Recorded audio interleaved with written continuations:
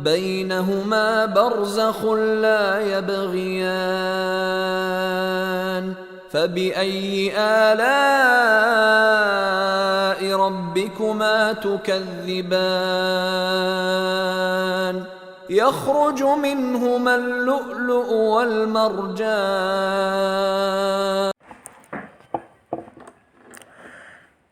بسم الله الرحمن الرحيم. Assalamualaikum warahmatullahi wabarakatuh. Alhamdulillahi rabbil alamin. Kita bersyukur kepada Allah subhanahu wa ta'ala atas nikmat yang diberikan Allah kepada kita semuanya. Mudah-mudahan dengan nikmat yang Allah berikan kepada kita, senantiasa kita meningkatkan ibadah kita kepada Allah subhanahu wa ta'ala. Salawat dan salam kita ucapkan kepada Muhammad Rasulullah sallallahu alaihi wasallam. Allahumma salli ala Muhammad wa ala ali Muhammad. Rasulullah adalah manusia terbaik yang diutus oleh Allah subhanahu wa ta'ala kepada kita sebagai tanda kasih sayang Allah kepada kita, untuk menunjukkan jalan yang lurus agar kita selamat di dunia dan di akhirat. Ana Ustaz yang Ustaz cintai karena Allah subhanahu wa ta'ala. Kita lanjutkan pelajaran kita Akidah Akhlak bab 4, kejadian hari kiamat.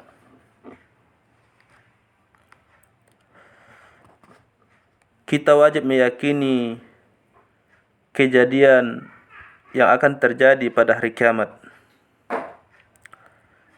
Di antara kejadiannya, poin A adalah hari kebangkitan. Pada hari kiamat, Allah memerintahkan malaikat Israfil untuk meniup sangkakala sebanyak 2 kali. Pada tiupan pertama, semua makhluk yang bernyawa akan mati. Dan pada tiupan kedua, seluruh manusia dari yang pertama hingga yang terakhir akan dibangkitkan kembali.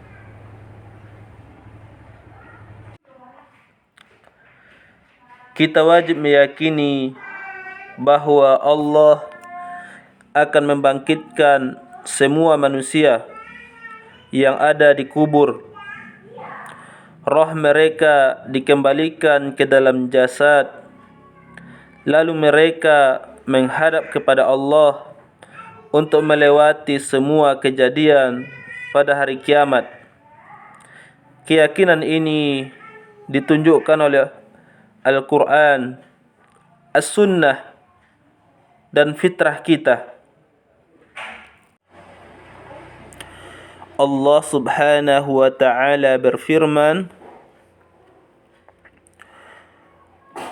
وَضَرَبَ لَنَا مَثَلًا وَنَسِيَ خَلْقَهُ قَالَ مَنْ يُحْيِي الْعِظَامَ وَهِيَ رَمِيمٌ قُلْ يُحْيِيهَا الَّذِي أَنْشَأَهَا أَوَّلَ مَرَّةٍ وَهُوَ بِكُلِّ خَلْقٍ عَلِيمٌ.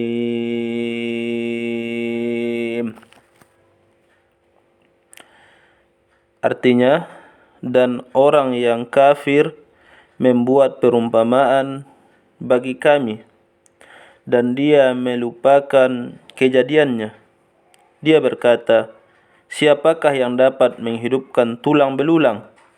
yang telah hancur luluh. Katakanlah, wahai Muhammad, yang akan menghidupkannya ialah Allah yang menciptakannya pertama kali, dan Dia Maha mengetahui tentang segala makhluk. Adanya hari kebangkitan merupakan bentuk keadilan Allah.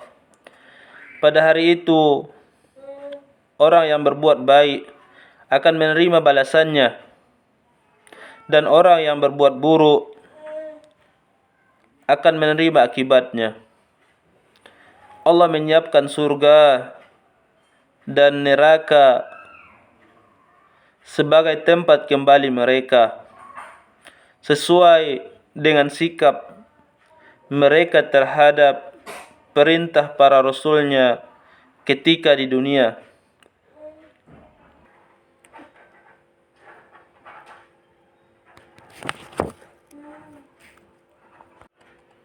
Allah Subhanahu wa taala berfirman, "Afahasibatum annama khalaqnakum abasaw wa annakum ilayna la turja'un." Maka apakah kamu mengira bahwa kami menciptakan kamu hanya main-main, tanpa ada maksud, dan bahwa kamu tidak akan dikembalikan kepada kami? Quran Surat Al-Mu'min ayat 115. Orang-orang kafir mengingkari adanya kebangkitan. Mereka meyakini bahwa hidup kembali setelah mati adalah mustahil. Keyakinan mereka itu adalah batil, baik dilihat dari sisi syariat, kenyataan sejarah, maupun akal sehat. Pertama, dalil syariat adanya hari kebangkitan. Allah katakan di dalam Quran surat At-Taghabun ayat 7, orang-orang kafir mengira bahwa mereka tidak akan dibangkitkan. Katakan, Muhammad, tidak demikian. Demi Rabbku, kamu pasti dibangkitkan, kemudian diberitakan semua yang telah kamu kerjakan. Dan yang demikian itu mudah bagi Allah.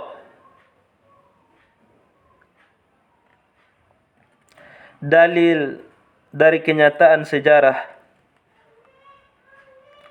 Allah telah memperlihatkan kepada beberapa hambanya betapa Dia bisa menghidupkan orang yang telah mati di alam dunia ini. Peristiwa-peristiwa tersebut diabadikan di dalam Quran surah Al-Baqarah seperti berikut. Pertama, kaum Nabi Musa berkata, kami tidak akan beriman kepadamu sampai kami melihat Allah secara nyata. Lalu Allah mematikan mereka dan menghidupkan mereka kembali. Terdapat dalam Quran surah Al-Baqarah ayat 55 sampai 56. Poin B. Dahulu ada seorang korban pembunuhan yang membuat Bani Israel sering menuduh siapa pelakunya. Allah pun memerintahkan mereka menyembelih sapi betina dan memukulkan salah satu anggota tubuh sapi itu ke korban. Niscaya ia akan mengabarkan siapa yang telah membunuhnya. Kisah ini disebutkan dalam Quran surah Al-Baqarah ayat 73. Poin C. Begitu pula kisah burung yang telah dipotong-potong oleh Nabi Ibrahim. Kemudian Allah menyatukan potongan-potongan burung tersebut dan menghidupkannya kembali. Kisah ini disebutkan di dalam Quran surah Al-Baqarah ayat 260. Dalil akli tentang adanya kebangkitan dapat kita lihat dari dua sisi. Pertama, Allah lah yang menciptakan langit, bumi, dan semua yang ada pada keduanya. Allah yang menciptakan semua itu dari permulaannya, dan sudah pasti Dia mampu menciptakannya sekali lagi. Kedua, dahulu bumi ini mati dan kering, tidak ada pepohonan dan tumbuh-tumbuhan yang hidup di dalamnya. Tetapi setelah Allah menurunkan hujan, maka ia pun menjadi hidup dan dipenuhi tumbuh-tumbuhan hijau. Allah yang Maha Kuasa menghidupkan bumi ini setelah mati. Tentu Maha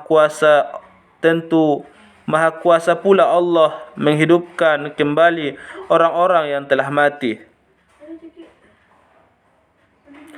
Orang yang berakal tentu mengetahui bahwa yang mampu melakukan sesuatu pekerjaan yang sangat besar tentu lebih mampu melakukan pekerjaan yang kecil. Allah telah menciptakan segenap langit dan bumi, padahal keduanya sangat besar, luas, dan menakjubkan. Karena itu, tentu Allah lebih mampu menghidupkan tulang belulang yang telah hancur luluh.